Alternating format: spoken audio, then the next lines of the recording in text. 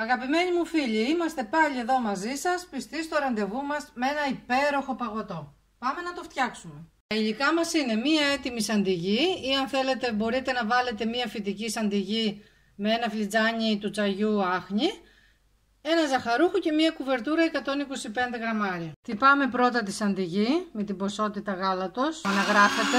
Τώρα ρίχνουμε το ζαχαρούχο, το οποίο φυσικά πρέπει να είναι κρύο. Το έχουμε δηλαδή στο ψυγείο, σιγά σιγά και χτυπάμε. Λιώνουμε τώρα την κουβερτούρα. Λοιπόν, το έχουμε χτυπήσει, κοιτάξτε τι αφράτο που έγινε.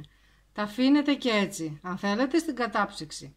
Εμείς θα ρίξουμε και την κουβερτούρα, την οποία τη λιώσαμε σε φούρνο μικροκυμάτων. Και τώρα αναμειγνύουμε σιγά σιγά, δεν θέλουμε να γίνει σοκολατένιο όλο. Θα κάνουμε αυτό το δίχρωμο το σχέδιο. Έτοιμο, 10 ώρες κατάψυξη, μπορείτε να βάλετε και μπισκότα, μπορείτε να βάλετε φρούτα μέσα, ξηρούς καρπούς, ό,τι θέλετε. Έτοιμο, για να δούμε, δεν έχω λόγια, είναι τέλειο.